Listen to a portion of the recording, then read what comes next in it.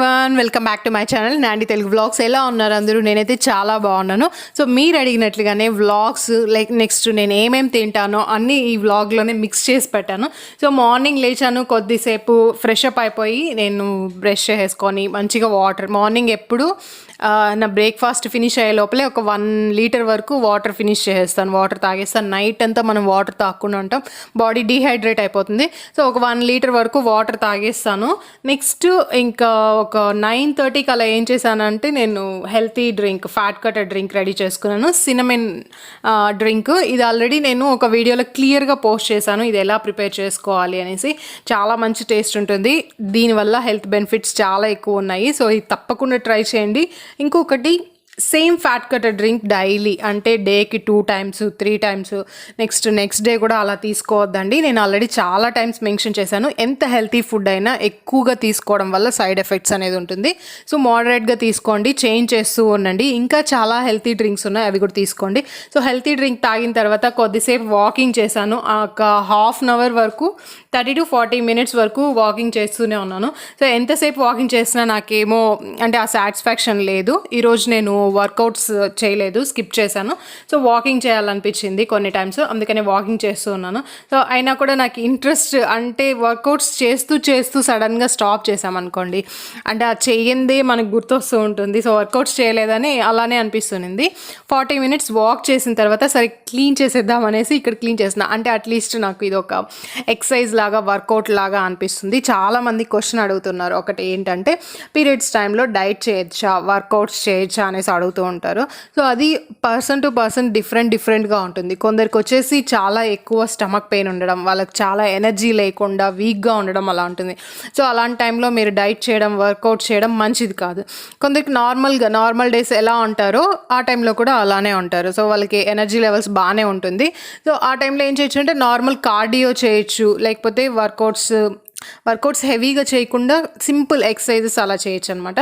So నేను కూడా అదే చేస్తూ ఉన్నాను. నెక్స్ట్ ఇక్కడ మా బాబుకి కొద్దిసేపు బ్రష్ చేయించాను. బ్రష్ చేయించిన తర్వాత తనే ఇలా బ్రష్ చేస్తున్నారు. సో నాకు చాలా హ్యాపీగా అనిపించింది, అందుకే క్యాప్చర్ చేశాను. పిల్లలు మనం చెప్పిన వెంటనే క్యాప్చర్ చేసుకోకపోయినా ఫ్రీక్వెంట్గా వాళ్ళ ముందర మనం ఏ పని చేస్తూ ఉంటామో అది వాళ్ళే చూసి నేర్చుకుంటారు. నేను రోజు తనకి ఒక బౌల్లో హాట్ వాటర్ తీసుకొని బ్రష్ చేపిస్తూ ఉంటాను.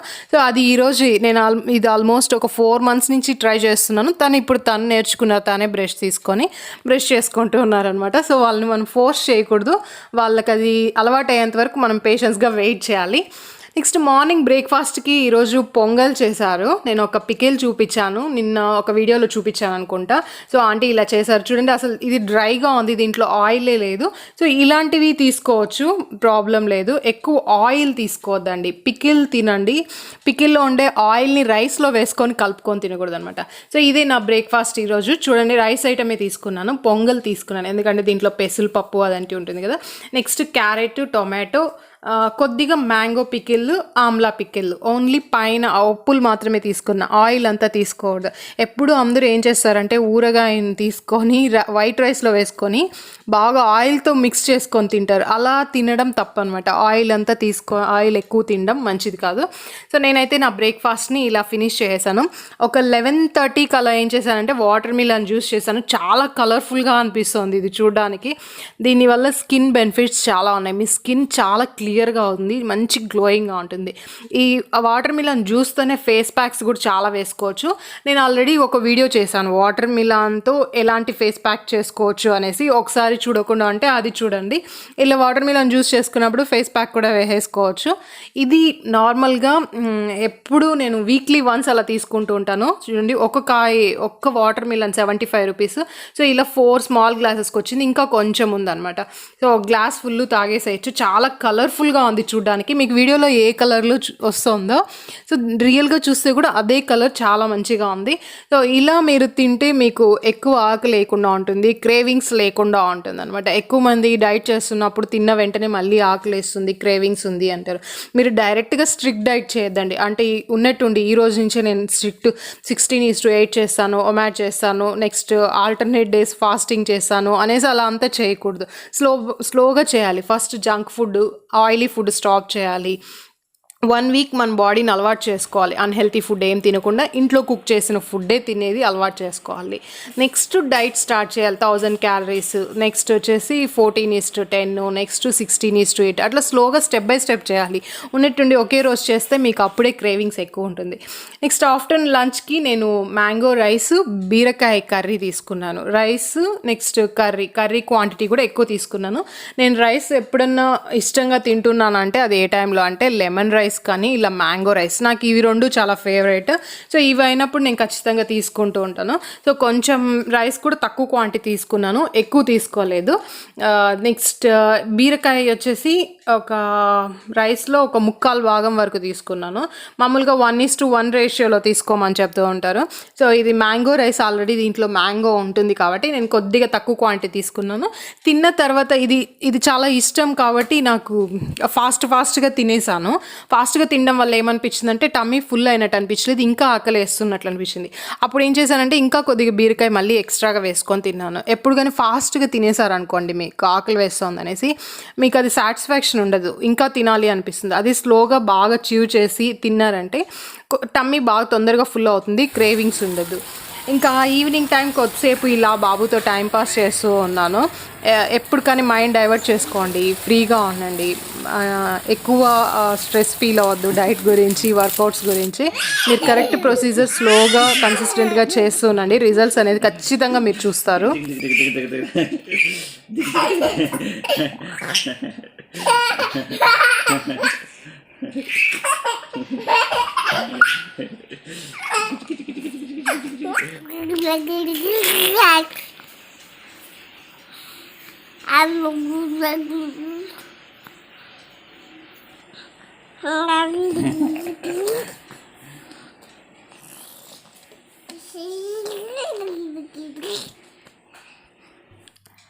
ఈవినింగ్ ఎప్పుడు టైం ఉన్నా ఫుల్ సారస్తో కొద్దిగా టైం స్పెండ్ చేస్తుంటాను. నెక్స్ట్ వచ్చేసి నైట్కి, మార్నింగ్ ఆఫ్టర్నూన్ చూస్తే కొద్దిగా రైస్ ఐటమ్ తీసుకున్నాను కాబట్టి ఈవినింగ్ చాలా లైట్గా తినాలనిపిస్తుంది, నాకు హెవీగా తినాలనిపించదు. స్నాక్స్ కూడా ఏం లేదు, డైరెక్ట్గా ఇది రాగి పుట్టు తీసుకుంటున్నాను. ఈ రాగి పుట్టు రెసిపీ నేను సపరేట్గా పోస్ట్ చేస్తాను. ఇది చాలా ఈజీనే. రాగి పిండిని మనం కొద్దిగా సాల్ట్ యాడ్ చేసుకొని వాటర్ని కొద్దిగా మిక్స్ చేసుకొని కలుపుకుంటూ ఉండాలి. అంటే ఆ రాగి పిండిలో మనకి మాయిశ్చరైజర్ ఉండాలన్నమాట, ఎక్కువ డ్రైగా ఉండకూడదు. నెక్స్ట్ కొబ్బరి, ఇలాచీని బాగా స్మూత్గా పేస్ట్ లాగా కాదు, కొద్దిగా కోర్స్గా గ్రైండ్ చేసేసుకోవాలి. ఫస్ట్ కొబ్బరిని పెడతారు, నెక్స్ట్ మళ్ళీ రాగి పిండి, అట్లా కొద్దిగా స్పేస్ ఇచ్చి అలా ఫిల్ చేస్తూ ఉంటారు. ఒక 10 minutes ఆవిరిలో ఉడికితే ఇది బాగా హెల్తీగా ఉంటుంది, మనకి టేస్ట్ కూడా చాలా సూపర్గా ఉంటుంది. దీంట్లో నాటు చక్కెర మిక్స్ చేసుకొని తినాలి.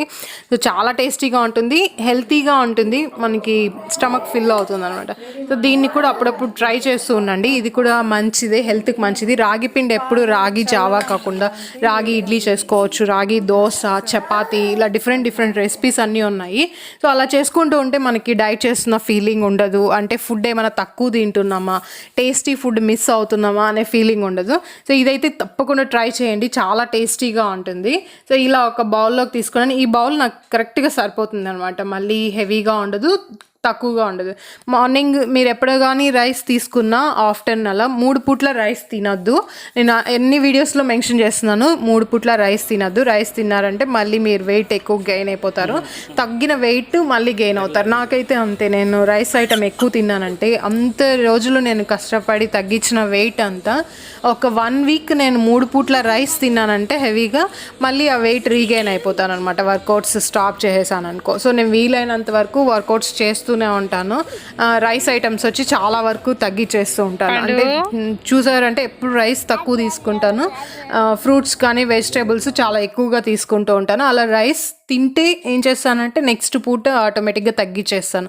ఆఫ్టర్నూన్ రైస్ ఎక్కువ తిన్నానంటే నైట్ వచ్చేసి చాలా తగ్గించేస్తాను. చూస్తే ఈరోజు కూడా నైట్ పుట్టు తీసుకున్నాను, చాలా లైట్గా ఉంటుంది. లేదా ఏదైనా ఫ్రూట్స్ తీసుకొని ఫ్రూట్స్తో క్లోజ్ చేసేయాలి. ఈవినింగ్ ఇలా కొద్దిసేపు టెర్రస్ మీదకి వెళ్ళిపోయాను. కొద్దిగా టైం స్పెండ్ చేద్దాం సైరస్‌తో అనేసి.